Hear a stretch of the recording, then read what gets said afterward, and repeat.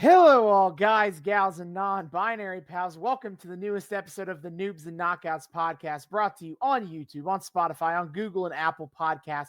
I'm Austin. I'm a knockout, watch a lot of wrestling. I'm David. I'm a noob. Haven't watched nearly as much wrestling, and I'm a connoisseur of overly dramatic, overly cinematic, spooky bullshit. And I am frankly, Austin, disappointed at the stark lack of such things we have had on our podcast in recent days. I demand. I declare that we must have it back, or I'm going on fucking strike. I'm this close. I'm this close, Austin, to forcing you to do this podcast alone. So you better fucking deliver today. Give it to me. I mean, this is partly your fault. It's only been like 5 episodes Sh- since sh- we've sh- done sh- we've done Lucha Underground. sh- And so, if No, you want to no, look at the don't tell them time, that. if you want to look at the time issue of like how No, don't tell why them it's been that. so many weeks, I can go and point fingers as to where that came from. No, no, no, no. Don't tell them that. It's a secret. Shh. Sure. But yeah, we are back in the temple for Lucha Underground season 2. Yes, the second season, I'm told, of many seasons. Of 4 even.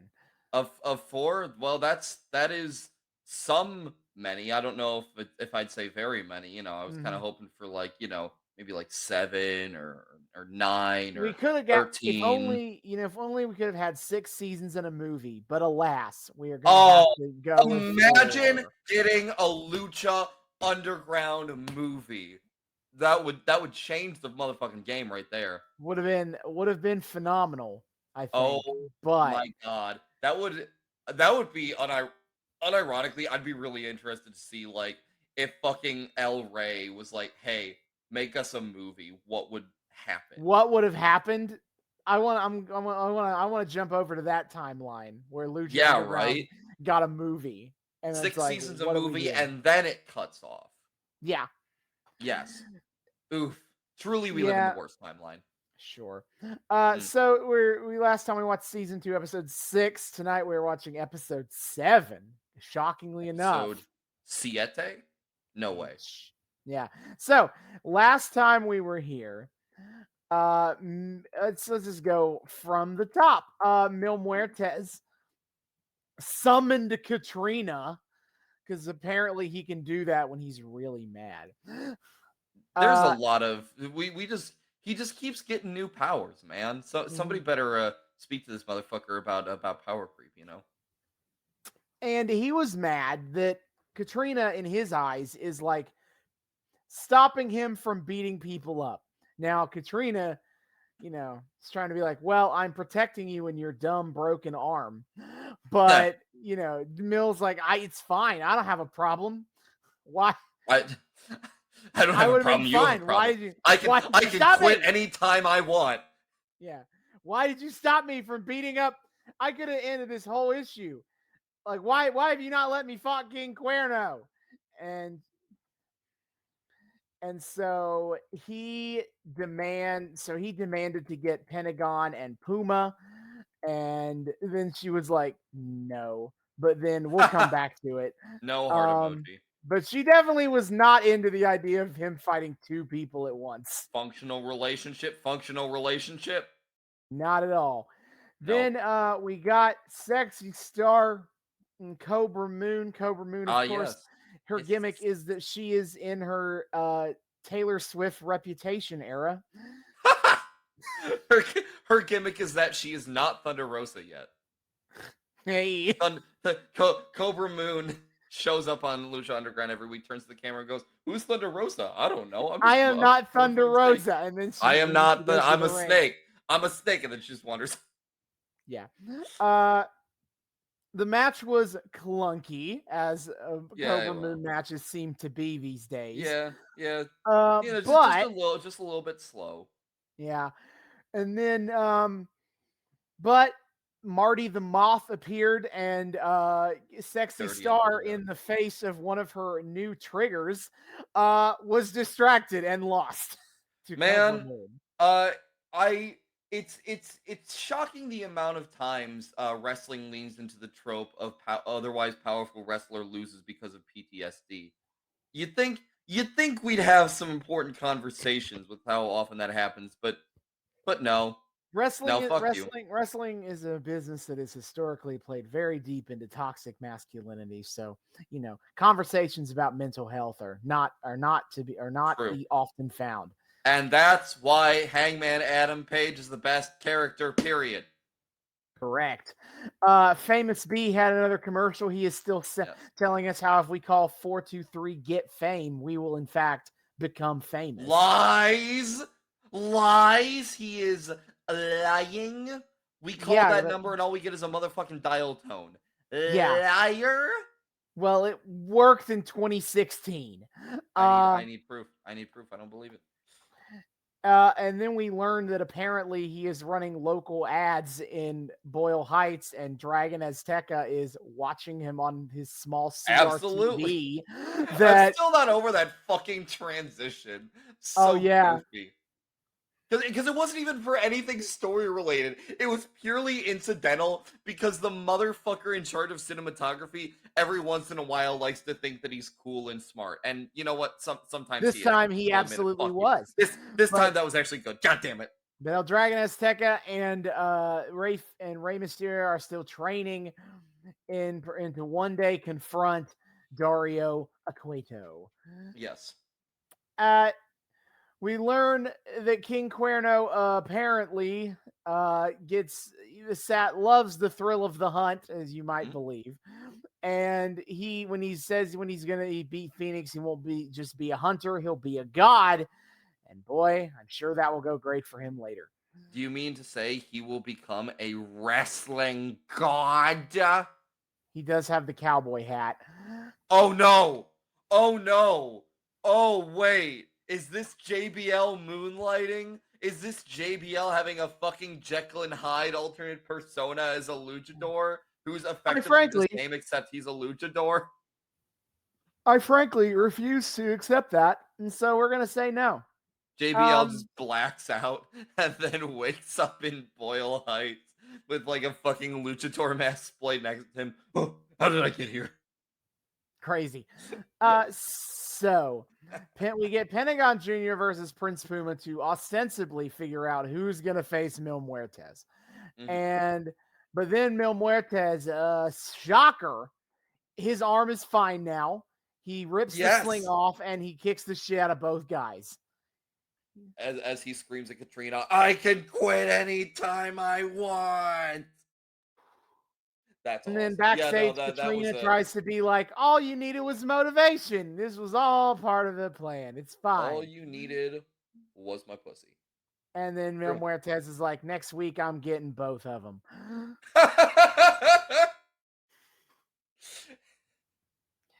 And then we are 3 weeks away, now 2 weeks away from Aztec Warfare II, the Azteciest. The Aztecaning Yeah, the Aztecaning, correct. to to to Aztec to warfare. To Aztec 2 Warfare. Oh my god. We just need to keep calling it different things every time. And then in our main Wait, event, wait, wait, wait, wait, wait. I already know we gotta call the season 3 Aztec Warfare. 3 Aztec 5 me. Let's fucking go. we'll remember that in like 2 years. Well, we won't, but you know, maybe. No, we won't. Okay, so then in our main event that took up like half of the episode was the ladder match for King Cuerno and Ray versus Fenix for the Gift of the Gods Championship. Watch out. I've had like fucking Dog Eat Dog by Weird Al like stuck in my head on and off for the past couple months. So all of a sudden I'm thinking about going up Sure. ladders. Let's go. I'm climbing up the corporate ladder. Anyway. Well, Cuerno could have won the match, but his bloodlust was too strong and he got distracted. Yes. Yes. So Fenix managed to take the Gift of the Gods Championship away from King Cuerno after Cuerno beat him for it to start the season. Absolutely. So we've now come full circle. Fenix has truly proven himself as the true gift of the gods boy a second time. This poor Birdman cannot catch a motherfucking break. Mhm. Um, but I'm sure now that he has this belt, everything's gonna go fine for him, and he can totally kick Mil Muertes' ass. That does seem to be the collision course we are on. Fenix Muertes 3. No death this time. No death. Well, what one hopes anyway. Maybe they'll just both die. You know, That subverting that would be expectations. a new one. The first match, Muertes died. The second match, Absolutely. Fenix died. So Yeah. Yeah. The let's fucking let's this time let's they double kill it. it's the goddamn like knockdown count out. The ref counts to 10. They're still both down, and they call the draw. And then Phoenix and Miller still just laying there, and Rick Knox like kicks him a little, and kind of goes, Mm. "Oh shit." Oh man, no. Yeah, okay, not again. But yeah, that was this is last week. Last week was a bit of a fillery episode, especially because they devoted so much time to the ladder match. True, but like it's still like they even I do appreciate that in Lucha Underground, even if it in its filler is um it's still turning the gears to important things. Like no time feels wasted. It feels as though there are tangible things that are being built up on, followed through on, Mhm. etc. Even if it wasn't like no momentous giant moments, it was still the the story beats do be ticking. Mhm. So tonight, episode 7, death comes in threes. A common phrase, of course, that That's what everybody she said. knows. That's what I meant to say. Yes. Right. So the only thing we have advertised in the Wikipedia episode description is the same thing we already knew, that Mil Muertes will be defending the Lucha Underground Championship for the first time since he fought Evilise at the beginning of the season in a triple Damn, threat that match was such a against good Prince match. Puma and Pentagon Jr. Fuck yeah. I I do one of these days I just got a deeply gremlin idea that one of these days I need to like go in now that I know you're using the Wikipedia description, I gotta go in and just like edit it one of these days just to fuck with you. And spoil yourself? I doubt it. Well, you know, if like the Wikipedia description is only just like that little blurb, I can just do, you But know. all the matched results are also there with the blurb. Oh, really? Ah, shit. I just don't say them, but I see them. Ah, god damn it. Ah, fuck. Hmm. Maybe it's worth it. I'll get back to you on that. So then, if you would like to watch along with us, you can check out Apple Store. I Amazon. believe Amazon Prime also sells the seasons. Yeah. There's no way to stream them properly anymore. After they lost Ugh. whatever rights they had from Tubi lost whatever streaming Fucking rights they had. Tubi. Um, but if you know where to look on the internet, you can find the episodes. Ah, if you know. Ah ha ha. Wink, If wink, you wink. if you Where know, to you look. know. You Wink, wink, like wink. an underground finding an underground fighting temple. If you know where to look, you'll find it. Truly, we are giving our viewers the most authentic Lucha Underground experience. Thank you very much. I guarantee you. I guarantee you that the majority of people that watch Lucha Underground when it airs was not doing so on the fucking El Rey network. I can go ahead and tell you that. Yeah, the El Rey network seems like a bit of an eldritch beast here. I don't know who the fuck even like got their hands on that I channel. don't know actually. I think I know that I had it. On like my Oh, parents' really? cable had it because that's how I Ah, watched like the end of season 1. oh But my. then, when I was in college watching Lucha Underground, I most Ah, certainly was not ah, watching on the El Rey the network. I'll tell college you that. days. Yeah. But the Lucha Underground did not get super high viewership because it was on the El Rey You know, network. the So, El Rey network. right. I don't even think it's a thing anymore. Pretty sure Oh, really? I'm pretty sure that network is now Ripperoni. gone. no, that's unfortunate. Yeah. So again, we've presented you some options if you'd like to watch this episode with us. When we return, we will talk more about Lucha Underground Season 2, Episode 7. Outstanding. And we are back. We have finished Lucha Underground Season 2, Episode 7. Death comes in threes. You know, Austin, I confess myself at times an insecure man. I look to our podcast, and I'll compare it to some other podcasts, and I'll be like, are we truly of the echelon? Are we reaching our artistic potential? Can we truly is what we create going to be able to have a life outside of us, outlast us, leave a sort of legacy, do the things that we latch onto, to focus on, to analyze, and to make ungodly over the top bits about. Do we truly are we picking the right things? Are we at all in the right headspace here, creating the art that we need to for the success of this podcast? And then I watched this episode, and there is a bit that you and I have quite latched onto over over the years that now has borne such juicy fruit.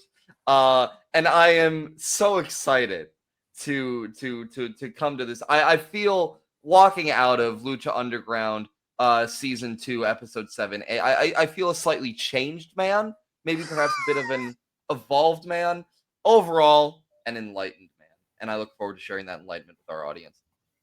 Yeah, I mean, I just had fun with this episode. It was the right kind of Yeah. goofiness that I like in wrestling. Yeah. So it wasn't like we didn't have like super top tier matches outside of like the main event. Main here, event but, was like, awesome. Main but, event was batshit awesome.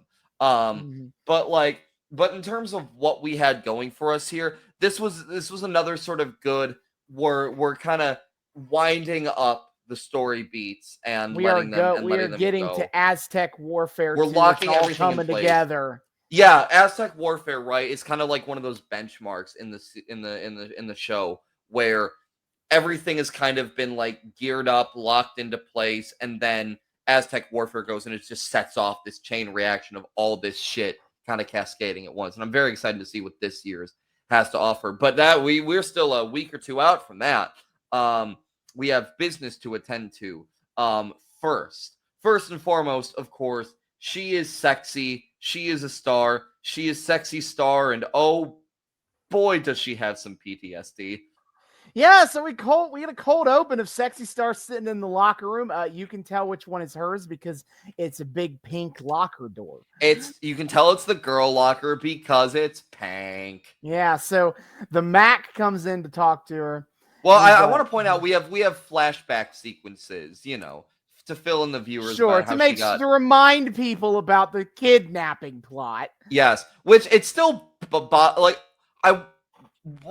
still want to know why Marty and Marty's sister just let Sexy Star go. Like, you'd think that'd be a liability for them as like master criminal kidnappers on a number of levels, but no. They just kind of let her go. I want to believe that the LAPD was they were afraid the LAPD was getting close to learning they kidnapped a woman, except so they just let that woman go. Well, they figured she was traumatized enough; it'll be fine. They heard season 2 was starting of Lucha Underground. They're like, we can't have Sexy Star not be on it. I guess it's time to let her go. Yeah, I know. They got a call from Catrina of like, listen, I know you got a whole maniacal thing going on here, but I have a high quality show to put on. And if I don't, she's like, by the way, have you heard from Sexy Star? I've been asking around, and nobody seems to have heard from her since the end of season 1. So you got any idea about her? And they're like, yeah, sure. The way Marty phrased it makes it sound kind of like Sexy Star is meant to be like a herald of Marty's sister. But like, but again, why didn't you just like bring her back in Ket? None of this makes sense. But sure, she's back, she's free, and Marty is somehow not all of the arrested for this. And Willie Well, Mack, if we've learned anything about the LAPD in this series is that all other crimes are unimportant because it's they got the just bigger fish in Dario to go yeah, after. that literally the entirety of the LAPD is just on Dario's ass, and he's still a And free even man, then, he and they still can't is able to find get him. away with murder With for murder, running an underground fight club, and then fucking off, being on the lam and escaping justice. Oh, and also kind of indirectly starting a gang war. All things that the LAPD has somehow not been able to use to track back to him and arrest his ass. But you know, they're doing their best. the cops are very competent on this show.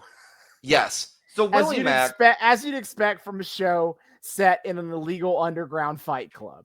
yes. I want to see one day just the fucking the temple get raided by like the FBI. The That's series like the should plot of an end the episode. same way that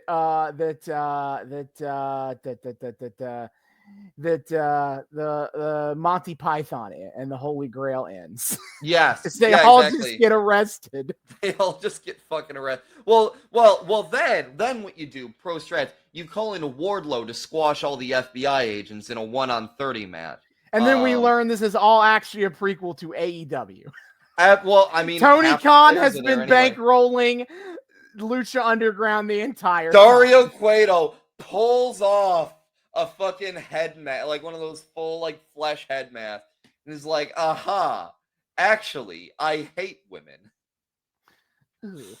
All right. Anyway, yeah. So Willie Mack clearly does not understand PTSD. As he goes up to Sexy Star, he's like, "Hey, I'm fighting that creep Marty tonight. Do you want to be in my corner in close physical proximity to the man who fucking kidnapped you?" And Sexy Star like, understandably says no. And then Willie Mack, but then the Mac sits down and he's like, "Hey, this isn't like you.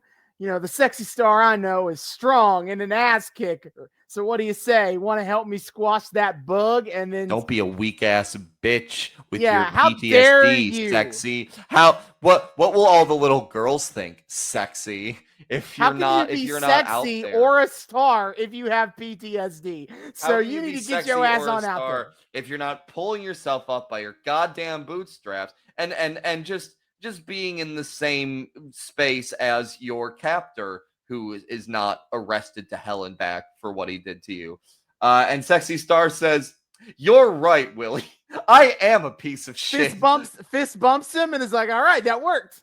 Yeah, and it was fine. And then we cut to the ring, and oh, poor Melissa giving her all to this announcement as Marty is just directly behind her, flapping his moth wings closer and closer to her shoulders so he can start rubbing them a little bit. And Vampiro Vampiro decides to also be a creep. Where he's like, Marty might be the luckiest man alive because he gets to stand right up next to Melissa Santos. Nothing wrong with that. Of course, Vampiro's. Well, at least the crowd is over here doing. Yeah, the crowd starts chanting, "No means no, no means no," which is not a chant I would expect to hear from a wrestling audience, and it's slightly depressing that the bar is so low. But you know what? I'll take it. That did it. Wholesome. Good job, Boyle Heights. So yes.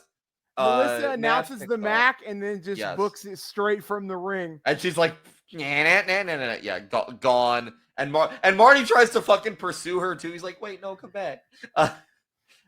Nope. Yeah, so the match starts off. Mac is in control for a lot of it. Vampiro remarks about how the Mac is starting to grow on him as if he were not already like into and rooting for the Mac last season.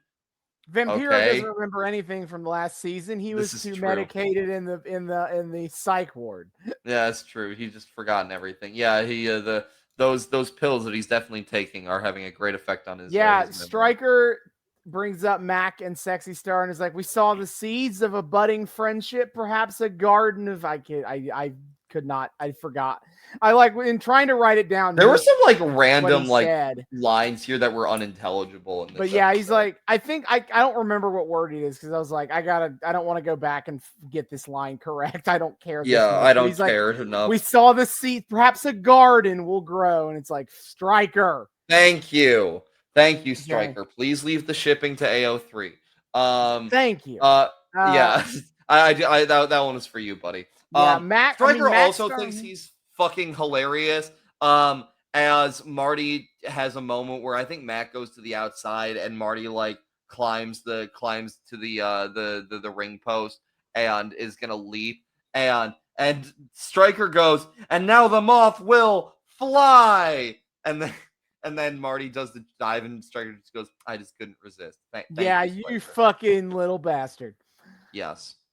All right, yeah. So I know that Sexy Star is trying to be supportive, but is creeped out by Marty. And every time Marty comes within like 10 feet of her, she's like, nope, No, backing up. Commentary, having no idea why the fuck about Sexy any of Star this. might be. This is the worst Why part.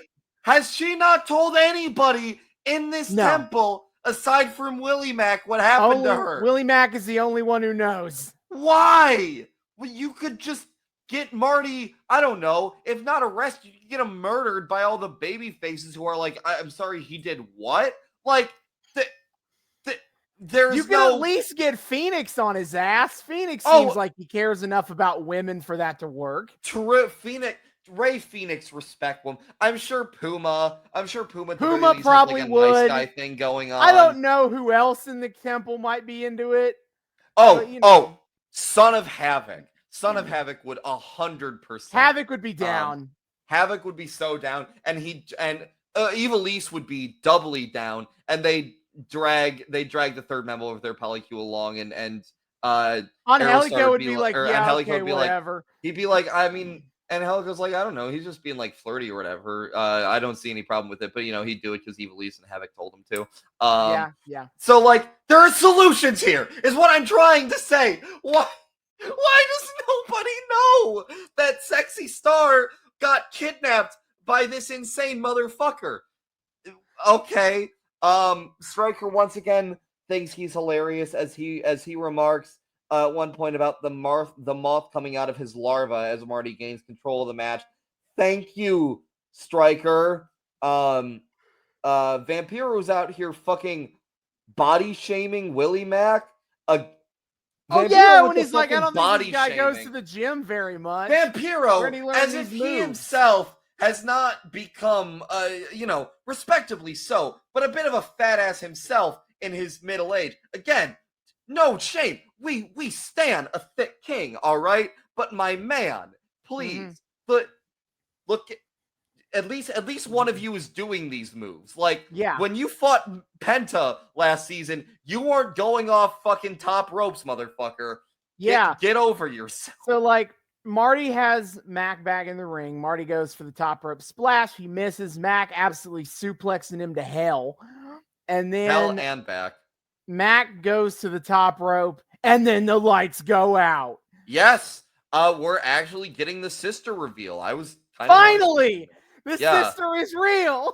The sister. And oh boy, is she sure is a sister. Yeah, I don't know what the fuck is going on, but so this bitch comes out in this whole ass like homemade in her moth best queen community theater moth costume. True. You can see the fucking patchwork stitching. You can see the PVC pipes that make the frame. But this is terrifying. Wings. Sexy Star going through PTSD in real time. Yes, I will admit the effect here is creepy. They have the whole like creepy music box music as her like entrance that they suddenly start playing over the whole scene as like incidental music, and I'm like, that's fucked up. I will say I did wonder how this match just turned to absolute like shenanigans bullshit so quickly, and then I noticed Rick Knox was refereeing it. I'm like, oh, actually, no, this makes perfect sense. Rick Knox doesn't enforce any rules. I don't know what you're talking about. Rick Knox is like, all right, invasion of creepy sister. Well, I don't see nothing. I ain't got no eyes. That's correct. Yeah. That sounds right to me. That's So the no match problems ends here. from the distraction. Marty throws Mac off the top rope, then jumps up and hits a top rope curb stomp for the Yes. win. And then Brutal Marty motherfucker. gets on the mic afterwards and he wants everyone to bow down down. to his sister. And Vamp goes, "What?" Oh yeah, they don't see the pre-tapes. No, no. This is the story I think more than any other story in Lucha Underground that is hurt by the fact that Stryker and Vampiro don't watch the pre-tapes And the because fact that Sexy Star wouldn't tell anybody but Willie Mac. anyway, Marty the Moth reveals that his sister's name is Mariposa. Which I gotta look that up. Does that like translate to something? Quickly, I got it. Hold You on. got it? Like, is it like moth? Is it like I moth hope girl so. or whatever? It probably isn't, but like, it'd be nice. It is Spanish for butterfly. Ah, okay. That's not a moth. I want to know what English to Spanish for moth is and know why. Polija. Polija? That would be a perfectly fine name. Polilla. Why is she a butterfly? Or they also La Mariposa Nocturna is also a term for a moth. Sure, okay. So I see she and her brother have different last names. Got it. Yeah, of course. No, she is Mariposa Nocturna Martinez. She is Mariposa Nocturna. Unironically, I could see them actually making that the name in this show. Fucking hell. So the moths start creeping towards Sexy Star, who is just like laying on the ground, like, terrified. Powerlessly, curling up into a ball. Mariposa tells her to get up. Sexy starts standing, and then then Mariposa kicks her in the head and knocks her back down. You think those moth wings are made of human flesh? They're very possibly made of human flesh. They're very possible. From the other people they've kidnapped. Yeah. Yeah, absolutely. Absolutely. Hey, I've seen this movie before. Isn't this fucking Red Dragon? Anyway. So after all that, we go to a bridge, and holy shit, it was a Fenix vignette. I was hyped. Dude. For this. Yeah, this was actually really sick. Like, it wasn't anything like super original necessarily. It's Fenix being like, yeah, when I was a kid, I was all like poor. One interesting tidbit I did get out of this was him saying that, like, in order to escape some of the shittiness of his youth, he turns to myth and legend, very much leaning into the fact that no, he is not a literal phoenix. By his own admission, Catrina be like, "Oh, shit, I'm not listening to you." Catrina says, "I didn't hear that one, brother. I didn't hear that. I don't know what you're talking about." But yeah, I took a bunch of notes on. I took a bunch of like the beat by beat on this. So sure, Fenix was like, he grew up poor and it was hard, and nowhere in the world wanted him. So he sought a different path, one based in myth and fantasy. He became the Fenix, but no one believed in him. Mm-hmm. No one believed he'd survive in Lucha Underground. So he proved them wrong.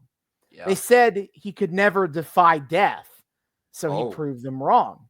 Twice. And that he would never be champion. So he proved them wrong. I thought during this whole bit, they do a bunch of cool highlights of Fenix. And one cool thing they did for a few times is like, they also had him fighting like in the gym ring that we've seen in a couple scenes so far. Sometimes they would have him do a move in the gym and then parallel it with him doing that same move in a real match. I didn't actually notice that. That's actually really sick.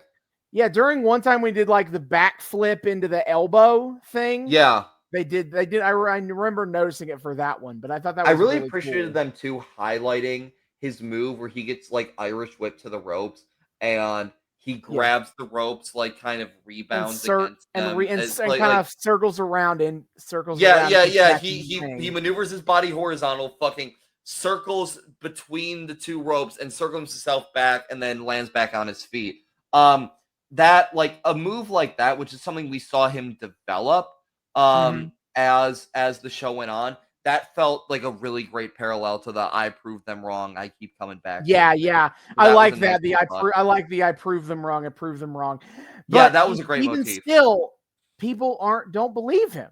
They think that he will never fulfill his dream of becoming Lucha Underground champion, that it's just another fantasy.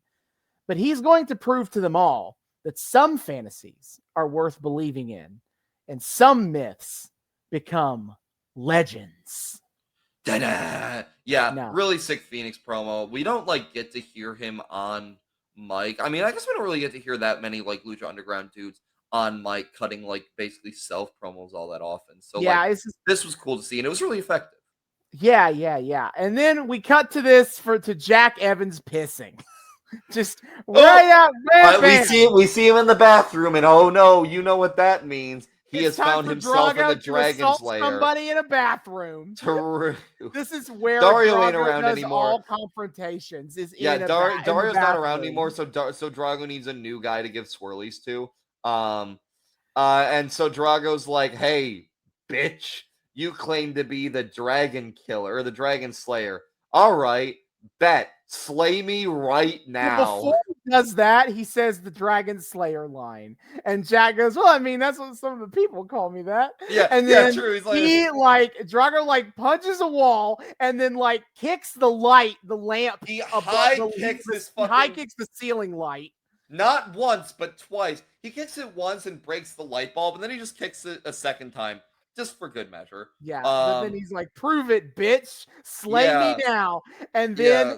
He PJ squares Black up. walks in, and he's got the nunchucks. Oh my god.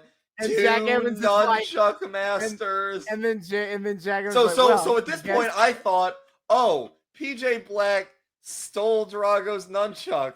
Okay. Oh no. which I think he did. Actually, I Well, think those are I supposed to be I don't Drago's think nunchucks. so. I don't think so because fucking then Drago just has his own pair of nunchucks. Well, no. Well, first though, is PJ and Jack start double teaming Drago, and Drago's starting to fight him off. Then Jack Evans pulls out a pair of nunchucks, and is at this point that Drago pulls out his own pair of nunchucks. Oh yeah, it's so like everybody's got I think nunchucks now. And Everybody's doing like the swinging and the wah wah thing. With So I'm like, all right. So we had one nunchuck master in the temple already. I guess PJ Black just also knows how to use the nunchucks. Okay, that makes sense. Oh no, Jack Evans just also happens to know how to use nunchucks and also has his own pair. And they're all doing like the flippity, like the flip Oh my swing around God! nunchuck swinging. It's the one Office meme. We have the three dudes all like finger gunning at each other, but with nunchucks. Mm-hmm. So this is silly enough already. Absolutely but then fantastic. The lights go out. No, hold on. They do some fighting with all the nunchucks. Drago like beats the absolute dog shit out of Jack. Well, he starts to, Evans. and then PJ gets the upper takes hand. him down. So PJ starts choking out Drago with the nunchucks, and they like make a quip about you're not gonna make it. Jack is like he's like, I bet you better. They're like making a quip out. Are you even gonna make it to Aztec Warfare? And then the lights go out, and you hear that same warning could apply to you.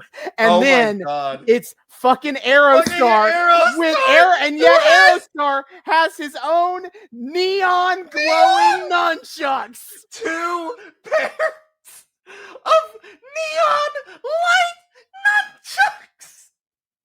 What the fuck? What is happening? We just need to solve every problem in wrestling now with someone whipping out a pair of fucking nunchucks and going to by sheer coincidence. All 4 of these men have found themselves in a feud together, and they all just so happen to be nunchuck masters. I really need to make it clear. This had levels to it. Like, so PJ Black has Drago's nunchucks, and you're just like, okay, or he has a pair of nunchucks. He's like, oh, he stole Drago's nunchucks, and he's gonna just like, hit him with it, because why not? No, PJ Black does an entire fucking like expertly wielding these nunchucks, and you're like, well, shit, I guess PJ Black is just happens to be adept with nunchucks. Okay. And then Jack Evans pulls out his own pair of nunchucks, and you're like, no, There is no way. But no, Jack Evans wields them expertly as well. And you're like, okay, this just went from like one little, all right, we're contriving a reason for two of them to be into nunchucks and two. Okay, this is actively silly. And then Drago makes his own pair of nunchucks just materialize, and you're like, fine, complete the trifecta, I guess. And then Aerostar shows up. And no, they're fully aware of just how stupid this is. They're leaning in as they give him two pairs of neon light nunchucks. First day of wrestling school in Mexico is learning absolutely how to do nunchucks. When you go to the Drago school of wrestling, you could my god! I guess you could say that in the Lucha Underground universe, the way of the dragon is nunchucks. Is the nunchuka. Christ almighty. We can't describe it to do it justice. You all need to go and like watch this for yourself, because this is the most unhinged, amazing, I'm sure, in the best way possible. I'm sure we're gonna see all of this pay off outside of this one-off, and this wasn't just a stupid how ridiculous can we get segment. I'm sure we're gonna see all of I know the payoff, and don't you worry. We'll keep coming. We're not done yet, pal. Please tell me we're getting to like Hernandez leather belt level of planting and payoff. Please tell me that's where we're headed. I don't want to tell you what the payoff is until we get there. All right. My headcanon that I'm choosing to believe for now is it's going to be Hernandez fucking stealing a leather belt from a random fan level of planning and payoff. That's my belief, and I'm sticking to it. Yeah, oh my god. So that was a whole lot of what the fuck is happening. The heels run off now that they're at a 3v2 nunchuck disadvantage. The numbers game, Austin. It's very important in the wrestling world, even when you're just wielding nunchucks in a bathroom. You know, a normal thing for wrestlers to do. No, this is what is missing in wrestling today, by God. Not whatever psychology or stories or whatever dumb old person yelling at clouds bullshit you want to talk about. What's missing in wrestling today is nunchuck fights in bathrooms. Oh no, absolutely. That and the atomic drop are like, if we had that, wrestling would be great again. Yeah, those are the only two things. I mean, unironically, I would show non-wrestling. I would want to show non-wrestling fans clips of wrestlers just pulling out nunchucks in a bathroom and fighting each other. Is this the ultimate promo to get casuals to sign on? Maybe, possibly. And only Lucha Underground has ever had the courage to have nunchuck fighting. The El Rey Network, truly the most based place where you can finally have intergender wrestling and where you can finally have wrestling featuring nunchucks. These fucking North American pussy ass networks. Tony Khan comes to TBS and is like, hey, I think we should really include nunchucks finally. Dynamite! We're gonna have a match with nunchucks!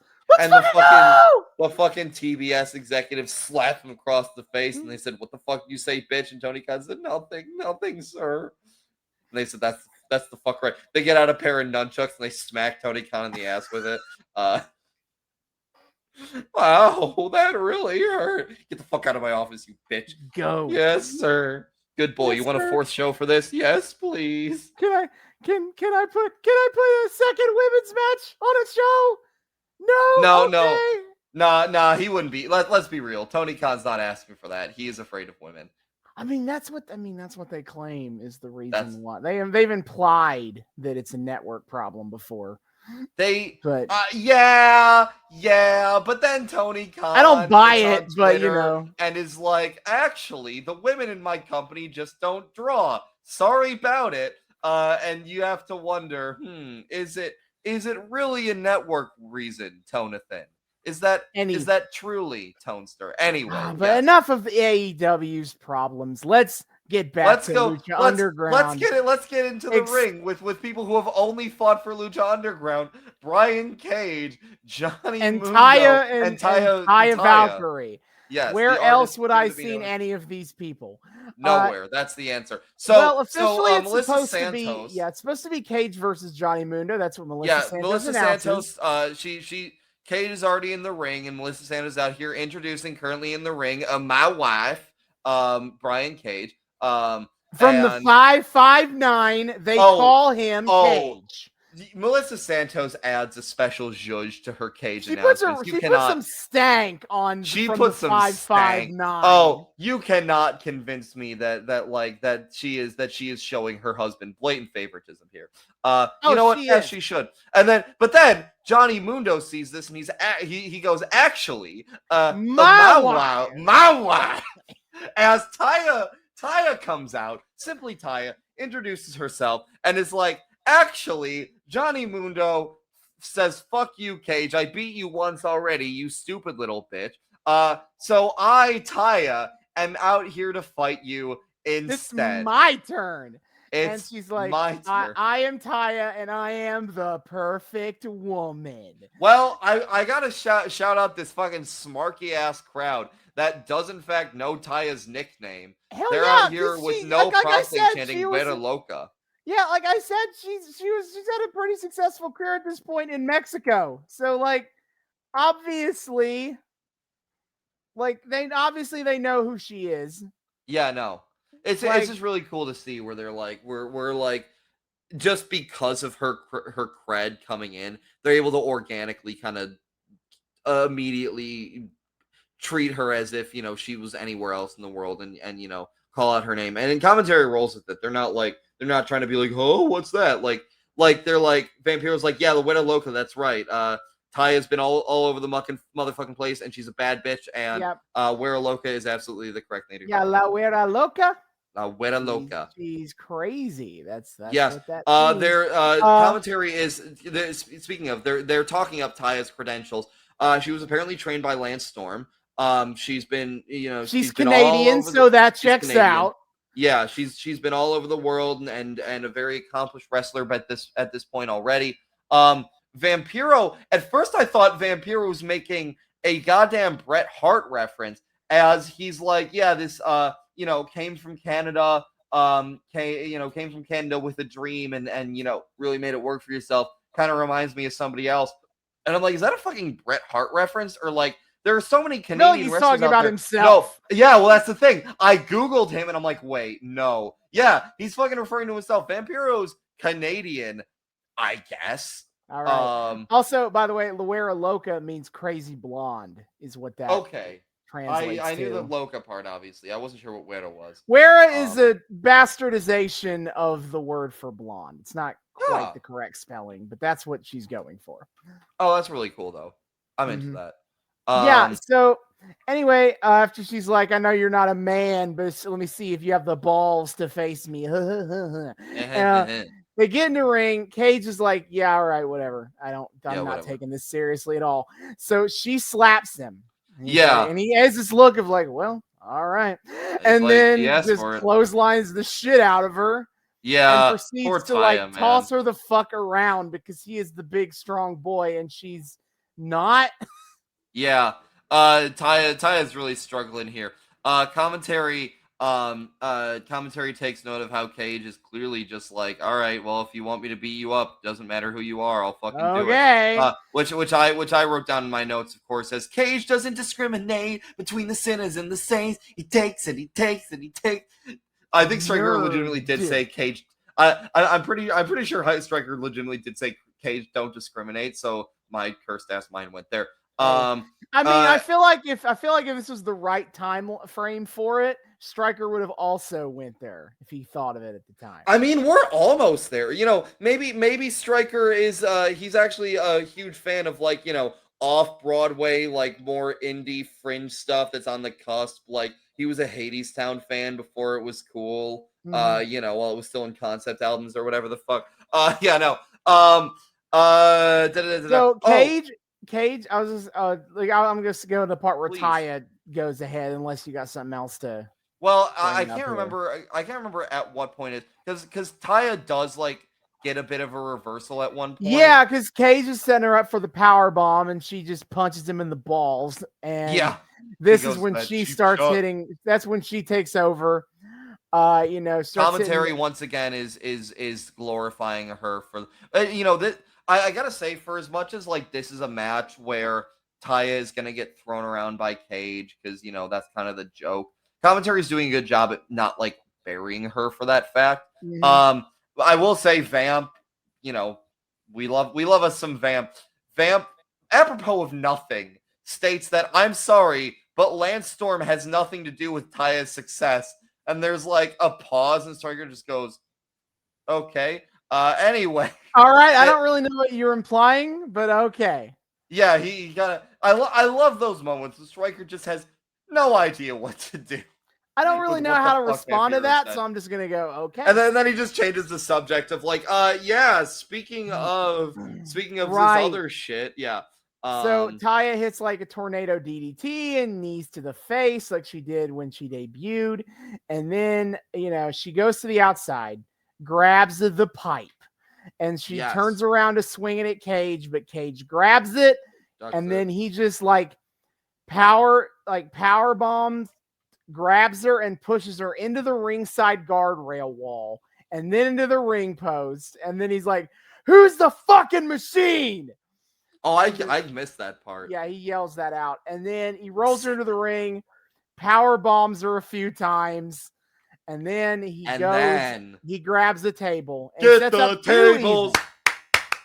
He sets up, Get yes, the not tables. one, And then but the two. 2. And then he suplexes Taya. To be clear, he is on the outside standing on the rope. She is inside the ring. He I think grabs she's her. on. I think she's sitting on the ring post, right? No, she is just in the ring. He grabs Okay. her from the ring, and he suplexes her through 2 tables on the Yes, outside. I want to point out that I wrote this down in my notes as Cage sets up the double tables, and Jesus! Yep, it's like, what the fuck? Yeah, that was an insane ass spot. Taya He is just now does dead, it. but of course, here he comes to save the day. Johnny's Yeah, here so Johnny Mundo is here. He clocks Cage with that pipe from again, earlier. He and lays then Taya on top of Cage. Then Johnny Mundo jumps on top of them both, and Cage still kicks out of this. So it's like, yes, oh shit. yeah. Okay. Commentary points out how this was not the first time that Johnny Mundo had like conked Cage in the head with a leather pipe, and I can just imagine Cage like as part of his training regimen ever since that happened, like force himself to like butt his head into lead piping like at least once a day to prepare. Yeah, so Johnny Mundo, it goes to the outside. He grabs like some metal thing. I couldn't quite see what he tossed in there. He grabbed a cinder I block. Oh, it And was he like grabs some weight. some. It was some kind of Yeah, like it was like weight. a weight. He grabbed a Yeah. cinder block. He tossed in some empty beer bottles, and he And makes a Stryker little makes some commentary pile. about like the alcoholics that hang around the temple or something like that. Okay. Sure. So he makes his cute little pile. He spits on Cage and he tries to drop him on the cinder block, but Cage blocks him. And then he gets Mundo around. He sets up to like curb stomp him into the cinder block, like he did to Willie, like happened to Willie Mack. Mm-hmm. But Taya jumps on Cage's back and he stops him. So he's fighting with Taya. Mundo gets up. He grabs the beer bottle, breaks it over the back of Cage's head, and Cage no-sells it. Yes, that was so. I think because I think he'd done something like that before. It does not stop Cage being is any less immune to metal. beer bottles. He is. Yeah, true.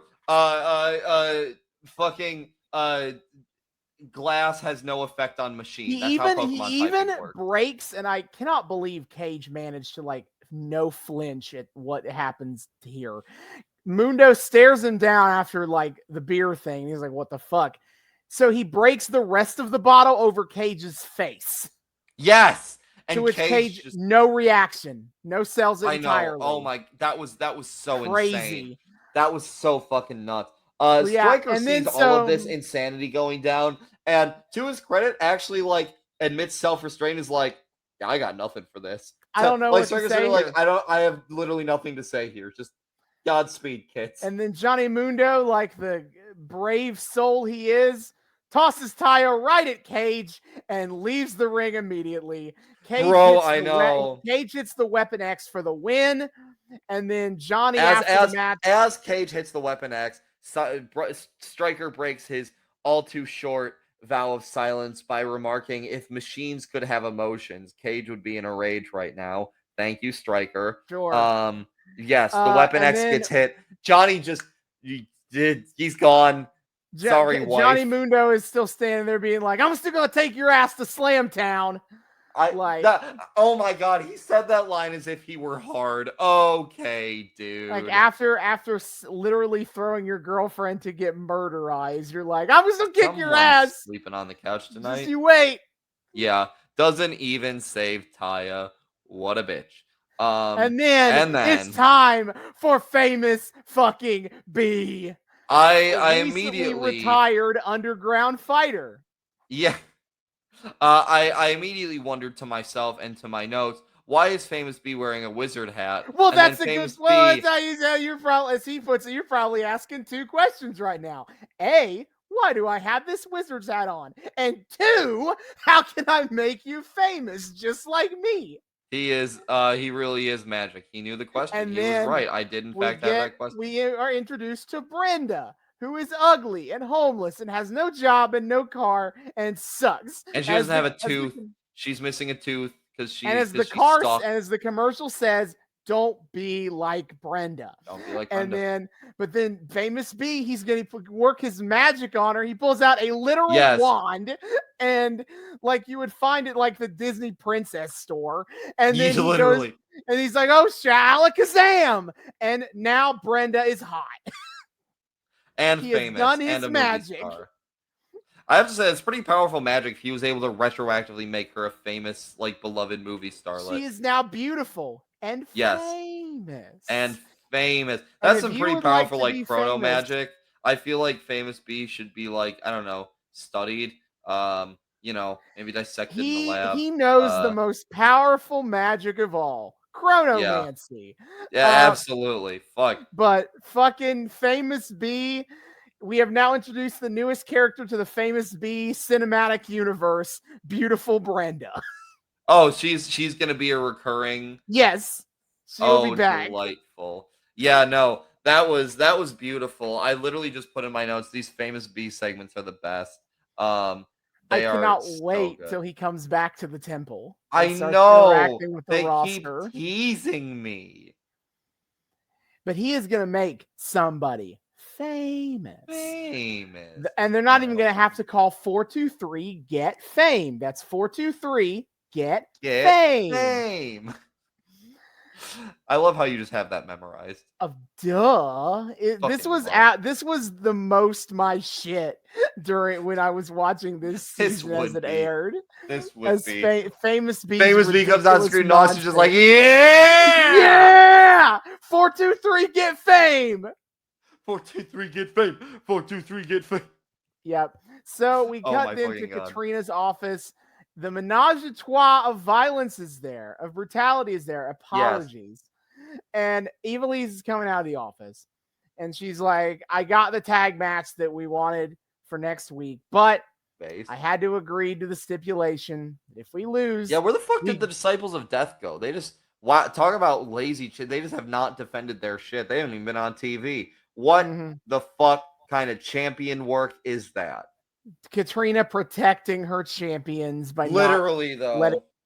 Anyway, so it has now been stipulated that if they lose next week, they gotta hit the open road permanently. Yeah, a fucking loser leaves lucha match. That's gonna be insane. Except only them. Only if they only them. There's not a there. It doesn't flip to the other side. No, of course not. That's unfortunate. So Angelico's like, why would you agree to that? And Evilise's like, you told me to get the match no matter what. And then they start bickering about whose fault it is. And he's like, shut up. We just gotta man up for next week and win this thing. And man, it's so insane how effective the Evilise face turn has been. I love her so much now. The baddest bitch is amazing. She is great. And I love her. I love all three of them. Give them all directed injectly into my veins. I did not say that right, but Yeah, you and know. then Angelico is like, well, she's your girlfriend, and Havoc goes ex-girlfriend. Ex-girlfriend. In his It's voice that sounds perpetually pitch shifted. it's amazing to me that this particular trio only exists within Lucha Underground. Like I I don't think know. any of these people have worked with each other before or since Lucha I mean, Underground. Evil East did show up in AEW for a hot second, and Angelico works for AEW, so like But there's that. they never interacted. Yeah, yeah. And the man underneath Son of Havoc, Matt Cross, worked the pre-show of of the original All In. Really, Yeah. So fuck, they were this close. but yeah, the Menage a Trois is absolutely one of my favorite teams going. They are the best. I just love me a team that's like just so they're just fun. They're just fun. It's delightful. That's why we stand best friends. That's why we stand the acclaim. That's why we stand literally anything Danhausen does. That's why we loved a bit of the Sammy Usi when it was happening. Like just more of this in wrestling always, please. Thank you. Yep. So then we get our main event. Our The main event. Prince Puma versus Pentagon Jr. versus Mil Muertes for the Lucha Underground Championship. I literally started this like before anything even got going here. I literally made a note of God, this match is gonna be so sick. Yeah, I made a couple of notes during the entrances here. Prince Puma's theme is the hottest club mix of 2016. This is not something I think I've ever noticed before, but it felt like club music when I was listening to it. And I was like, huh. Yeah, well, that's the secret. It is just club music. You know, MJF got his theme from YouTube stock music. Prince Puma got his by just visiting the local clubs and talking to the DJ. You know, it happens. I guess. And so Vampiro, because he's taking such a Pentagon stance on this, he's very pro Pentagon. Yeah, earlier when they're talking about this main event, like earlier in the show, they're talking about the main event, and fucking Vampiro had been like, yeah, no, this is Pentagon's chance to ascend to greatness, and just no mention of Puma. No one else, fuck you. No one else. So Vampiro, because Matt Striker brought up the Boyle Heights thing, and Striker's like, if half these people are Puma's family, I'd hate to see what's under that mask. Well, because I think I can't remember if this came before or after, but I almost want to say it was Vampiro said something about under that mask ticks the mind of a man who's determined to prove everyone wrong. Which feels like I feel like that's Strike. I think probably more Striker line. But every once in a while, Vampiro can actually be eloquent. Yeah. So you never know. So then, but all I could think of with that line is the it ticks the mind of a man who's determined to prove everyone wrong. All I can imagine is fucking Prince Puma going like, no, I'm not from Kentucky. What are you talking about? I'm from Boyle Heights. Yeah, that's what he has to prove everyone wrong about. Not about being able to do it on his own. No. Yeah, it's about let's hear that accent, Puma. Yeah. So Striker, as Mil Muertes is coming out, says this match has three main threads. Mil Muertes seeking revenge for the man who broke his arm. Prince Puma seeking redemption for what happened at Ultima Lucha, and Pentagon seeking to ascend to the top as champion. Yes, it's a really cool like kind of three-way dynamic. And off the bat, gotta give it to him. Puma and Penta make the smart decision of just fucking. They're like, we're gonna double team. We're gonna take Mil Muertes out. They literally look at each other, look over at Mil, shrug, and then just start fucking murking his ass. And this goes on for a solid like few minutes. Like they just fucking curb stomp the shit out of Mil and like bully him a little bit. But then Mil gets his second win and says, actually, murk it. Basically, like whenever Mil Muertes got to fight one-on-one, he owned ass. He was even in the beginning, he went 1v2, and when he got his second win, he fucking like double clotheslined. Yeah, they pretty consistently portrayed Mil Muertes as individually the strongest person here. Oh, a zillion percent. I mean, they've always kind of done that. They've tried a lot harder to do that post death. Mil Muertes, more so than pre-death, but Yeah. they Well, definitely, this is a concerted effort here that like well, individually they back it up Puma, in ring a lot more post death. yeah. So like in the ring in this match, Puma 1-on-1 can't take Mill, Pentagon 1-on-1 can't take Mill, together 2-on-1 they can. Yes, which makes it all the more confusing that they like decide to ever turn on each other. Well, I mean, eventually Before, it has to happen, but I think that, it's basically them fighting Mill is like trying to buy time for each other to actually fight. Is the yeah, but kind of like that's the the thing. plot, the play You here. unquestionably murder Mill first, and then you two can go at it. Uh, Vamp makes some sports ball reference, or I guess in this case, sports puck reference. Um, uh, which, god damn it! But I did recognize one of the teams. It was something about a Red Wings 1979 championship or Oh something. yeah, he was saying something about hockey. I didn't quite catch the reference. I just heard him say something about Red Wings versus someone else, 1979, or maybe it was, let's see, final standings. North Division. Was the first season Red Wings played at their time newly built JLA. I don't know actually. I don't fucking know. Either way, so Vamp is, I get it's.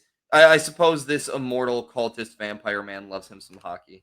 Good for you. He is Yeah, of Canadian course. after all. So It comes to the territory of being Canadian. Even if you sell your yeah, soul, you still gotta love hockey. Mill. So like after Mill beats down the two of them for a bit, Mill throws Pentagon to the outside. Puma does a DDT onto Pentagon. Puma, Yes, Puma makes the Puma, first bit of offense yeah, crossing the line to Pentagon. yeah. So the Puma does malfunctioning a kick. begins. Puma does a kick to Mil Muertes, but Mil ducks. Puma, when he tries to jump back in the ring, he kind of like hits him. He hits him in the face. And then Mil Muertes does a dive to the outside onto Prince Puma. Yes. That's insane. Um So he uh starts, Mil Muertes we're like brawling out in shoves the crowd Puma at into this the point. bleachers, beats his ass. Mhm. Puma Mhm. counter. Puma does a super kick to counter Mill, and then he goes onto like the stairwell. Like he goes on like the stair hole, like the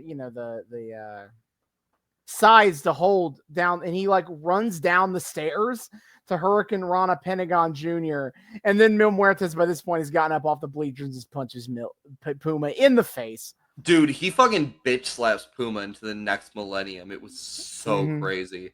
Penta finally gets his time. He lands like all of one move on Mill, and then Mill fucking grabs him and drives him into the ring post. Yeah, absolutely annihilates him.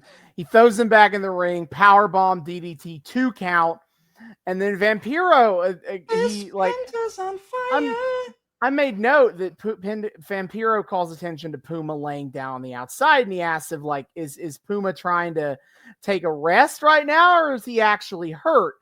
And Stryker is like, well, if he's trying to take a rest, there were just two near falls right there back to back, so maybe it's time to get on back in the game. Pentagon Jr. hits a sling blade and then a crazy sequence. Yo, Mil Muertes is on the outside. Pentagon Jr. dives onto Mill on the outside. And then yes. Puma gets back in the ring and dives onto Mill on the outside. Number two. I want to point out too, during this sequence, the way the cameras are positioned, so we see the dive, but we also see after Pentagon dove onto Mill, Penta fucking like, because it looks like Puma's on a collision course for both of them, but then Penta gets up and fucking like Samoa Joe walks away from Puma's dive. So that was wild. And And so then then fucking Pentagon Jr. gets back in the ring and dives onto Mil Muertes for the third and time Puma in a row. is now doing the fun. We see him on camera just nonchalantly walking away so he can set up to get back in the ring. And then Puma gets back in the ring, and you guessed it, dives on Mil Muertes for the fourth consecutive time. Oh my god, that was such an insane fucking spot, dude. And then Puma and Pentagon both jump up into the over the guardrail. They jump up over the guardrail, start brawling in the crowd. Puma grabs from a patron a replica Penta mask with which he slaps Penta. Oh, the meta. Oh, the fourth Crazy. wall shattering around us. But then Penta gets Puma in the fireman's carry, slams him down and up in the seats, then jumps on the guardrail, dives onto Mil Muertes down on the floor. Mil gets back up. He drives Penta's back into the ring apron 5 times. The hardest part of the ring. 5 bam, times. Bam. Bam. And then he chucks Penta into the wooden chairs. Penta gets a super kicks Mil. Puma then comes doing a shooting star dive, which is basically a dive with a front forward flip, off the guardrail onto them both. Everyone is down. Puma tosses Pentagon in the ring. He briefly stops to stare at Catrina. Then they do some counters. Enziguri kick. Fuck. Sorry. There's a bunch of, I think, because I think there's some other outside spots I missed. So Okay. After Mil drives Penta into the ring apron a bunch, I think this is still in control of Penta. He fucking tosses Penta like into the chairs, right? Yeah. Something I noticed. And then he grabs one up, and I think maybe like I don't fucking know. There's shit with the chairs, and I had to wonder, like, do they do like Foley on Lucha Underground? Because the clattering of those chairs was such a crisp sound that seemed just a little too loud to be incidental. There's definitely some like sound, boosting, editing kind of stuff here. Like the chops are not actually that loud. That is, they artificially boost the chop. That's fair. That's fair, but it's okay. Maybe it's not fully. Maybe it's just boosting. But I've just kind of noticed that for the first time in this entire series is like those chairs they do be clattering though, because these are like wooden ass chairs. These are not metal chairs. They're like wooden fucking folding chairs. The fans are chanting "Holy shit!" And Vampiro points this out. Vampiro says the fans are screaming "Holy shit!" over and over again. And I at first made a note about I appreciate that here on the El Rey network, like the announcers can actually say the chants that they got. They just being like, oh yeah, I agree with the crowd there. So rip King or R.I.P. King to the El Rey network, literally King in this case. But it's time for some cowboy shiznit. Yeah, exactly. But no, this absolutely unhinged exchange goes on. So Vamp says the fans are screaming "Holy shit!" over and over again. Stryker goes, "And how do you say that in Spanish?" And Vampiro replies with "Holy shit!" Thank you. Thank you, Vampiro. Thank you. Very useful. Oh my god. Vampiro then proceeds to say that this match is probably one of the most violent he's ever seen here in Lucha Underground, which is just most decidedly not true. My guy, you were in one of the most violent matches in Lucha Underground so far. All of the blood?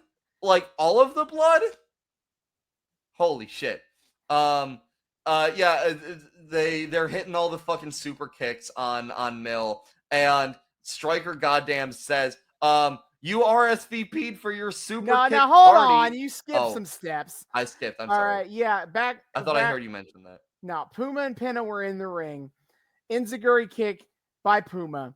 Puma goes to the top rope for the 630. Hits the 630, but he has to take some time to get the pin. And Mil Muertes jumps in the ring to punch Puma in the head to break up that's the this thing. pin. That we kind of got the cool moment of like Puma almost getting the pin on Penta. And then fucking like Mil had to redeem himself. So Catrina raises the rock as Puma and Mil start trading punches.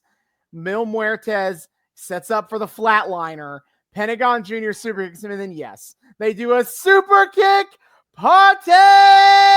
Yeah, fucking Young Bucks for Lucha Underground. What is going on here? I mean, that 2016, like that's some peak like Young Bucks making the indie rounds. Okay, yeah. Fucking smarks everywhere. Yeah, Matt Stryker, the smarkiest commentator that's ever been in wrestling. Yeah, while also being a massive dumbass who says shit wrong half the time. But love you, just like the smarks. But now Pentagon and Puma like super kick back and forth on Mil Muertes until Mil Muertes is basically down and out. Pentagon Jr. gets Puma in the corner, hits a lung blower, and then a big, I use the Last of the Dragons because that's what it is, but it's by Shingo Takagi's move, but I don't know how to describe it. It's a slam. But Puma kicks out of it. This is awesome chance indeed, crowd. Absolutely. Pentagon goes for the package pile driver. He hits it. Yeah, is he not calling it the Fear Factor yet? No. Oh shit! I feel like I think that might be like a post Lucha Underground name. Really? Yeah. Now it's just the package pile driver. He hits it on Puma. So something I do want to point out after like so being a meanie and shitting on Matt Stryker. In the middle of this whole sequence, Matt Stryker has an admittedly really cool line where he says the shrapnel of flesh litters the battlefield, and I'm like, all right, that's actually pretty. Yeah, that's pretty good metal. name. Okay, we gotta have a counter for like times Stryker says actually something like good, like the good noodle counter for him. And and I want to bring up something we talked about last time in Cuerno and Fenix. We talked about how like this show, and I guess kayfabe, the temple, punishes those who are violent to the point of distracting yourself from a win. Like using violence as a focused goal of winning a match is rewarded, but violence for the sake of violence is usually not. Yeah, last like time, the King that Cuerno was a big effect, that was a big reason why Cuerno lost against Fenix, and it happens again here, as it is implied that Pentagon Jr. had it won. Mill was still down from the super kick party, and Puma was pretty dead from the package pile driver. But Pentagon just said, that's not enough for me. Pentagon I'm breaking says, his goddamn what else? arm. More arm for the arm god. But this allows Mil Muertes enough time to recover, and Mil Muertes spears Pentagon Jr. out of his boots, and then he picks up Puma, spears the shit out of him too. Okay. While he's fucking picking up Puma, Vampiro says, what do you think is going through Puma's mind right now? Stryker, this is another like randomly unintelligible thing, but I think Stryker said Mill's body as like a joke. And Vampiro responds with Jesus. And Stryker responds to that with and Jesus, yes. Fucking hell. Hey, so Mil Muertes picks up both men, hits another double flatliner, and pins them both for the win. 1, 2, 3, and Catrina's very excited because she gets 2 licks tonight. She double licks. She licks Mill both. says you've been a very good girl. Have some extra lick. But then Fenix is on the staircase. Yes. And Fenix gets a mic, and he apologizes that their celebration won't be lasting very long because next week he's cashing in that gift of the gods title. And next week, the man of 1,000 lives is coming for you. Oh my God. Oh my fucking God. Yeah, Phoenix's promo here is sick. We're getting Mill versus Fenix 3 next week. Fuck the hell yes. And Mill is just in the ring, like screaming, like, no! And while Catrina just sits there, like, it's okay, honey. We'll deal with it. It's fine. No! But yeah, it's 1v1. This is a rubber match for the ages. This is a rubber match for the Lucha Underground title. And this is going to be next week. Insane as fuck, dude. Yeah, this is sick. This was another one where, like, the main central plot wasn't really getting hit at, and we didn't even get fucking the B version of the central plot with Rey Mysterio training up El Dragon Azteca Jr. Yeah, I feel like they've acknowledged they've got about as far as they can get with that before it's like, all right, time to leave. Yeah, pretty much. They're like, there's only so much training montage we can show. Let's have a little bit of self-restraint. No, but overall, still a lot of shit getting advanced. I like seeing the more like side plotty stuff getting its time to shine. I think it was an exceptionally well done bit of, keeping the gears turning. Even if, again, like the first two matches weren't as like, they weren't these big like technical showpieces like we're used to on the show and like the fucking main event was, but they still both serve some great purpose. And that I don't think I've seen anything in wrestling as good as that bathroom 5 nunchuck brawl. Give me more of that, please. I hope to God they started selling like light up toy nunchucks to children. No, You can be just like Lucha Aerostar. Underground didn't merchandise for shit. Of course they didn't.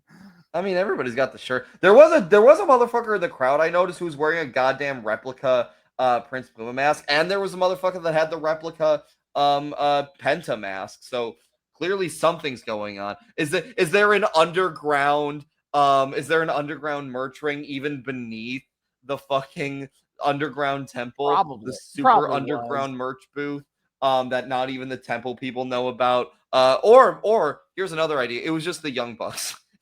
Just speaking of them, they actually had their fingerprints all over there. So like, yeah, you want your Lucha Underground merch? We got some Lucha Underground merch for you. The hustle never ends with the Bugs. Hustle never stops. Though they want their bucks. Anyway. Yep. Yeah, So another tremendous episode. Yep. I love this show. We'll continue to love this show until the day I die. Just beautiful, wonderful. Yes to everything. Yep. So we'll be back soon enough, as we are only 2 weeks away from Aztec Warfare. Aztec Warfare. 2 whole months in our time, but you know who's counting. But first, for next week, it's time to return to our favorite arc we're doing currently.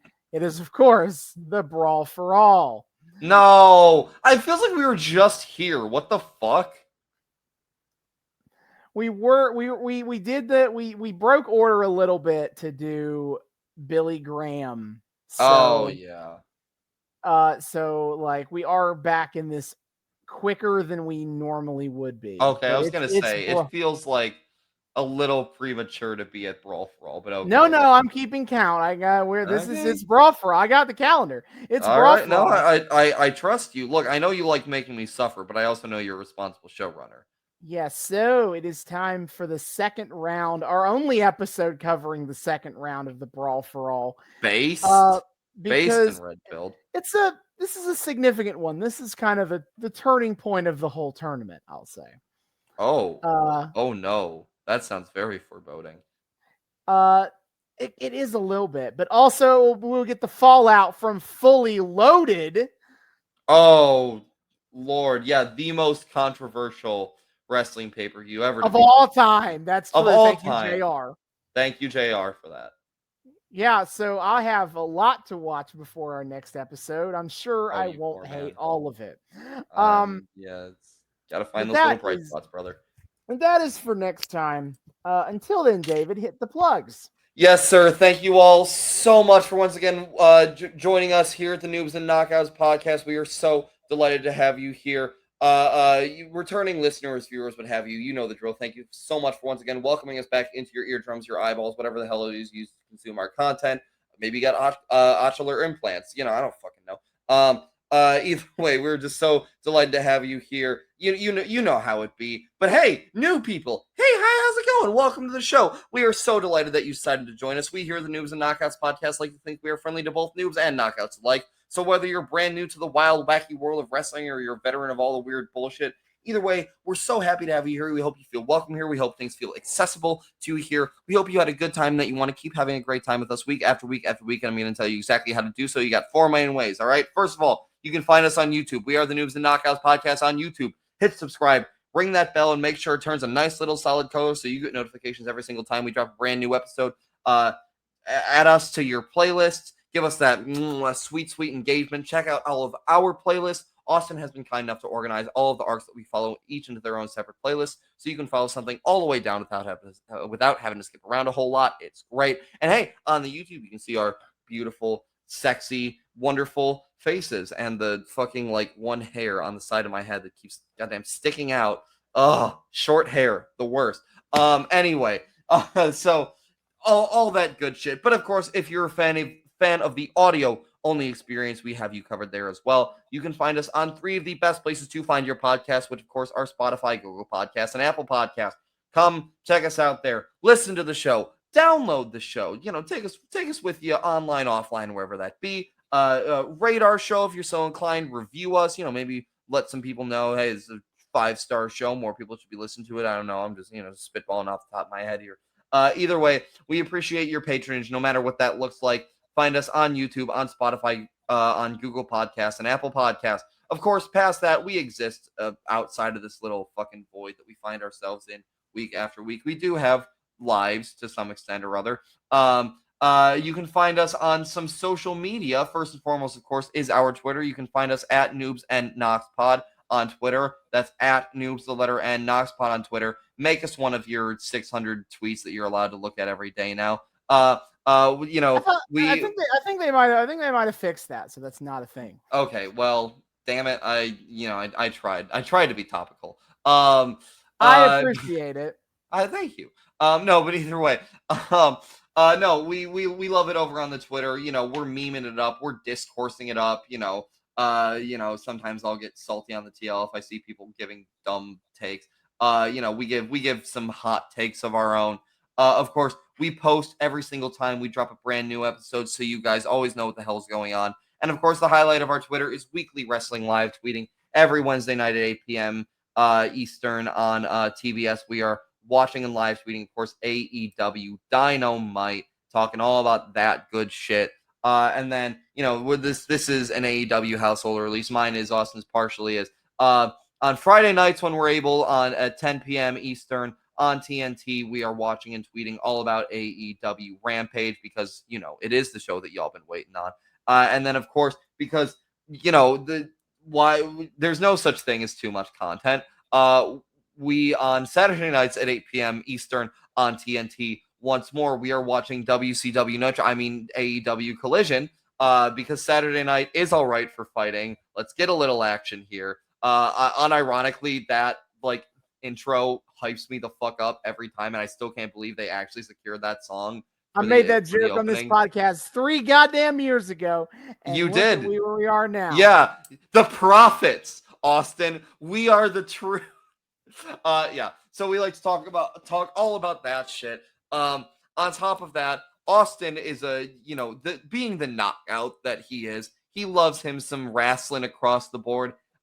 He likes to watch all of the major company pay-per-views. He also likes to watch a little bit of the old Impact Arena. And we like to tell you guys all about that shit, especially for, the noobs in our audience. You might be thinking this whole wrestling thing's pretty cool and you want something to jump on with. So we like to keep you a little updated. So my friend, please tell us what is on the docket at coming up. Sure. So for WWE on August 2nd, first, let's start with how can you watch the week-to-week shows, because those are the freebies. Those are a lot easier to just jump on it at any point, because, no cost required besides cable. Absolutely. So for WWE, you can watch Monday Night Raw, 8 p.m. Eastern on USA Network, or SmackDown on Fridays at 8 p.m. on Fox. And their upcoming shows, all of WWE's shows are on Peacock. That's where we watch most of the stuff that we watch on this podcast. We use for Peacock, but they also live stream all their pay-per-views there now. And upcoming for that on August 5th is SummerSlam. That's usually the second biggest show of the year for WWE. Their summer WrestleMania, so to speak. Yeah, that one's gonna be in fucking Detroit. It is. I'm not going to it, but it is good. Yeah, they fucking got the big boy stadium. Okay. Yeah, this is the first time WWE's done a show at Ford Field since WrestleMania 23. Shit! I didn't realize they played there. That's awesome. They did. WrestleMania, that was Ford Field. That was the Battle of the Billionaires WrestleMania, where the headlining event was Donald Trump versus Vince McMahon's proxies, where Bobby Lashley and Umaga respectively, and the loser had to get their head shaved, aka Vince McMahon got his head shaved. What? Unfortunate. That Who that that else? man looks even Who? uglier when he's That bald. was only going one way. Man, I actually do know one of my students from this past school year is going to SummerSlam, and oh my god, it was so sweet. He was so excited. I'm just like, oh, buddy, you go I have tell your you fun. what, it'll definitely probably be a better time than watching Donald Trump throw shitty punches. Um, A zillion percent. Yeah, fucking Umaga. Of course, the everybody's favorite corporate appointment, just soldier. Oh, bro. I was about to say, actually, this was Main of Mania was okay, but actually, I was wrong. It's more like 2 matches from this Mania are okay. Christ. There's a lot of shit matches on Mania 23 now that I'm actually looking at it. Uh-oh.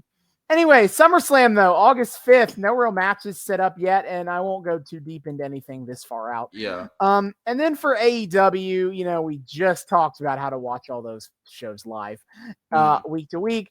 Upcoming for them is All in Wembley Stadium. They've sold like 67,000 tickets or whatever. They've sold a lot of tickets in Wembley Stadium. We don't actually know where this show's going to air yet. It's heavily hypothesized to be like a streaming joint. That's why, under the account of like, they're not saying it's a pay-per-view, so it's Ah, probably not a pay-per-view, because if a they could, why PLE. wouldn't they just say that? Yeah. Right? But it's currently not known Yeah. exactly. What's the And details? the week after, on September the 3rd, will be a pay-per-view, the 2023 Mhm. All Out show. All out. So that's another reason why people think All In won't be a pay-per-view, because they're like, surely Tony Khan will not ask his fans to try to buy two $50 shows in a week.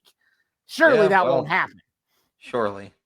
Don't call me Uh, Shirley. but but that's upcoming for AEW. Now, for Impact Wrestling, they, first of all, if you want to watch them weekly, it's tougher. It is on Access. It airs on Access TV 8 p.m. Eastern on Thursdays, but that is a pretty premium cable channel to get Access TV. So an easier method to do this is if you look at Impact Wrestling's YouTube channel.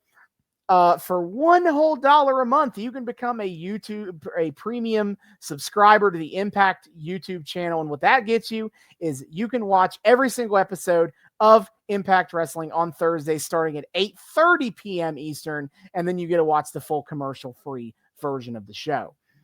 Yes. Um, or, Impact Plus, their streaming service, you get it like next day. And so for Impact Wrestling, their next show is Slammiversary. It is their 21st anniversary. They're celebrating their 21st year as a company. Remarkably, they're still here. You love to see it. Live on pay-per-view, where pay-per-views are sold, or on Fight TV. And so, because that's next week, we're gonna do the episode match by match breakdown here. Oh shit. All right. So the main event is Alex Shelley of the Motor City Machine Guns. MCMG. Hometown boys. I was there live where Shelley won his first world championship after 20 years in this business. That's insane. And he will be taking on Nick Aldis. Nick Aldis, he was the NWA champion under Billy Corgan for like 1,000 fucking days, or some crazy fucking number. And then he wanted to go make more money, so he's in Impact now. And his whole and him and Shelley, they were both baby faces, but now Aldis is being a petty little bitch because he thinks Shelley doesn't respect him, and how he stands for tradition. He was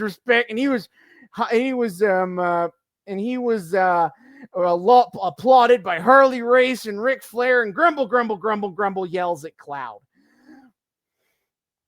Sure, thank you. Yeah, they literally did a whole promo on Impact last week where like Nick Aldis just rants and raves for so long that Alex Shelley sits in the crowd and eventually stands up and tells him to shut up. Nobody cares. Pretty much. But that's happening. We also get, for the Impact Knockouts World Championship, we have the virtuosa Deonna Purrazzo. Her kind of shtick is that she is a virtuosa. She is really good at wrestling. She knows all the moves. And she is taking on Trinity, the former Naomi in WWE. Naomi. Yeah. Her gimmick is still, I really like raves. Yeah, And literally. because it's a babyface versus babyface feud, it has largely kind of been told. They've basically both been beefing with Giselle Shaw, the quintessential diva, and Giselle Shaw's posse, and been passive aggressive at each other. Oh, that's unfortunate. Yeah, I mean it's a babyface beef babyface thing. That's the problem. And then in a tag team match, we get Steve Macklin, the former Impact champion that Shelly beat, and Bully Ray, who are being two whiny babies about how much people don't respect them. Versus PCO, whose gimmick is a Frankenstein. I'm a Frankenstein's monster. Oh yeah, this motherfucker. And Scott D'Amore, the president of Impact, is getting back in the ring. We Scott can't D'Amore has afford to get Hmm? we can't afford to get fucking Santino in there, but we can sure as hell get Scott D'Amore. Well, hold on. They're building Santino versus Dirty Dango. You know, we're still cooking with that. Yes, they are still rolling with that. Yes. Yep. But basically, Scott D'Amore, Bully Ray and Macklin in their perpetual whining about how they're being held back by the evil management who doesn't respect them, and they are victims. They put Scott D'Amore through a table, and then Scott D'Amore showed up and beat Bully Ray's ass, cost him a match. So Bully Ray whined to Anthem Corporate. That's the company that owns Impact now.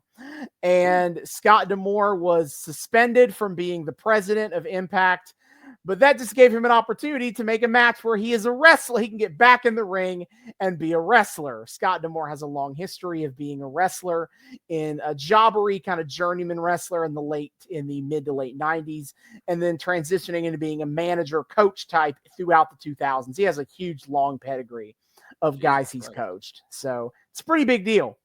That's pretty sick. Yeah. Then we have a 4-way tag team match for the Impact World Tag Team Championships. ABC, Ace Austin and Chris Bay. Because that's ABC also because they are in the Bullet Club. They are part of the American branch of the Bullet Club that New Japan only barely considers canon. Oh no. Oh no. New Japan does not really give much of a shit about anything that happens in America on American New Japan shows. So like, yeah, the Ace Austin and Chris Bay are in the Bullet Club. They do the 2 suites and they do the whole thing, but like they don't really show up for, Impact stuff, for NJPW stuff. Yeah, well, I mean, again, something Bullet Club Gold, we get our spinoffs. Shit happens. Yeah, so they're the champs. They're taking on Moose and Brian Myers. Moose is basically like a beast ex-football player, one of the top stars in Impact. And Brian Myers, formerly Kurt Hawkins of WWE, he takes himself as like a professional wrestler who always has minions that he is ostensibly training. But basically, he sucked up to Moose so he could get help and get a shot at the tag titles. Moose said sure, but dump the dead weight, with the dead weight of this being Brian Myers' tag team buddies, the Good Hands. And because he's like, these guys are total jobbers. They suck. I'll tag team with you if you drop them like a bad habit. And Brian Myers shows all the loyalty you'd expect when he's like, okay, see ya. Oh my God. Beautiful. And then we got Rich Swann and Sami Callihan. I don't know why this isn't like OVE guys, because they got back Ohio versus everything on the last pay-per-view show, but okay. These are 2 dudes from Ohio. They've been bros for a long time, and they're tag teaming together here. And then Subculture, Mark Andrews and Flash Morgan Webster. They're super British. That's the best I got. I mean, I do love my Brits, so super Brits. Oh, you're speaking my language. And then we have an Ultimate X match to determine the number 1 contender for the Impact X Division Championship. An Ultimate X match is where they stick 4 poles up and then they tie a big X, red X, to those poles and hang it up in the middle. And you have to like tightrope crawl your way to grab the X. Oh win. Yeah, this shit. That's so insane. It's like a ladder match, except there's no ladders. You have to climb a pole instead. Except with a fucking game you'd play at a like 4th of July like beach event, for a bit of like cash. Yeah. So like the X Division, it's a lot of the top X Division guys: Speedball Mike Bailey, Jonathan Gresham, Kushida, Alan Angels, and then Kevin Knight on a guy from New Japan, New Japan America group. So that's kind of interesting. Impact has a crossover show with New Japan coming up soon. So kind of ties into that. Should be a fun. There's a lot of really good athletes and crazy spot shit going to happen in that match, I'm sure. Now, for that X Division championship, we also have Chris Sabin defending the title Also against of the MCM. Leo Rush. Shit! Yeah, Leo Rush debuted with Impact last week. He's one of the most talented, athletic high flyers you can see going in America That man today. is insane. But he has aligned himself with Nick Aldis. Oh no. Motherfucker. He also thinks that people need to respect him in this business. Grumble, grumble, grumble, grumble, grumble, yell at clouds. That's a really funny angle for Leo Rush to go with, considering how he left AEW. Well, somebody's got to cut promos because Nick Aldis isn't going to carry that weight. Oh no. Nick Aldis is fine, but pretty boring as a wrestler overall. Yeah. So he needs a little more excitement if this is going to work. But he's going to try to take the belt from Chris Sabin. Then we have a tag title match for the Knockouts World title. The Coven, Taylor Wilde and Kylan King. They really like tarot cards and paganism. Okay, fair enough. Taking on Killer Kelly and Masha Slamovich, 2 European redheads who are perverts for violence. And before this, they had been fighting with each other that culminated in a dog collar match. And then they started putting the dog collar on each other as a sign of like respect and weirdly erotic behavior. So now they're a tag team. They're okay. Great. Okay. Shit's crazy. That is kind of nuts. Yeah, and then in the pre-show, we get final match here, the pre-show for the Impact Digital Media Championship. Basically, this Impact's like 3rd-tier belt. Joe Hendry versus Kenny King. Kenny King is kind of a cocky, talented high flyer. And Joe Hendry, his gimmick is making parody songs to make fun of wrestlers, and also has the magical power to teleport to wherever whenever somebody says his name. As his theme song says, say his name and he appears. I believe in Joe Hendry. Clap, clap. Joe Hendry's great. He's hilarious. That's a wild combination of traits. He just did like a joke song about Kenny King. The last couple joke songs he's had is making fun of Moose for dancing. When he fought Dirty Dango, he made a whole song about how he's a lame loser now because he tried and failed to get laid on Total Divas. So that's why he's a loser. And now he's making fun of Kenny King. His angle with Kenny King is that you can't beat me because the most successful you've ever been in your entire career was when that time you were a male stripper. You ain't done shit as a wrestler. Your peak was being a male stripper. So fuck you. What the Oh my god. That's wild. All of this is wild. Yep. And so July 15th, again, that is next Sunday. Fuck yeah. All right. Sick. Well, yeah, no. Wild stuff. Impact seems great. I don't remotely have the time. I love Impact Wrestling. But Austin recommends it highly, and I tend to believe him. That's my number one wrestling show on a weekly basis. For the most part, our tastes align. So I trust him here. I'm just a busy boy, and I've already pledged my blood, my soul, and my first 2 children to Tony Khan. So sorry about it. But yeah, you did. Yeah. Your children aren't here because they're mine now. They're mine now. Fucking hell. Oh god, imagine making a hellish pact with that voice. Anyway, guess my name or I'll take your children. Hello. I am proud to admit that your soul now belongs to me. He Watch AEW Dynamite. Anyway, doesn't yeah. blink the whole time. You know my man got like a little bit of like not to blink a whole lot advice in his like media training, and then just took Yeah. that and ran with it. And now Um for this announcement on on the status of your soul, I throw it to Adam Cole. Here's Tony Schiavone. Yeah. Anyway, um yeah, so no matter what you choose to watch, WWE, AEW, Impact, anything in between, it's all good stuff. We love to tell you guys about this stuff again, especially for the noobs of like, if you're starting to kind of get in on this, we want you guys to be able to kind of sample the platter, as it were, and find what you love about this sport and really lean into it. And the pay-per-views, especially, we like to tell you guys about. Those are great jumping on points.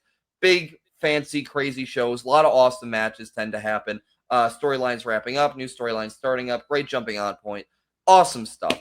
So yeah, be sure to check all of that out. And check us out over on the Twitter. If you like listening to us ramble for hours on end about wrestling, well, you get that experience there, just in text form. And we like to think we have a good time. The voices carry over pretty well. So yes, be sure to check us out over on the Twitter at Noobs and Knox Pod. Of course, if you want to get in more long form contact with us, you can email us at noobsandknockoutspod@gmail.com. That's noobs, the word, and knockoutspod@gmail.com. Come say hi to us. Tell us what you think about the show. Request things you want to see us cover on the show. Tell us how good or bad you think our takes are, and supply us with your own takes, how that are way more based than ours ever could be. Whatever the fuck. Start discourse. Just say hi. We love people saying hi. We would love to say hi back. Noobs and knockoutspod@gmail.com. And of course, finally, you can also find us on Patreon. We are also the Noobs and Knockouts podcast on Patreon. $1 a month gets you early access to episodes and a shout out at the end of each episode. Shout out to as this sugar daddy, Kyle Smith, of course, for his long time loving patronage of us. Enjoy your perks, buddy. If you want to enjoy your perks along with our boy Kyle, be sure to check us out over at Noobs and Knockouts podcast on Patreon. The link for that is in our Twitter. See y'all next time. Hasta luego.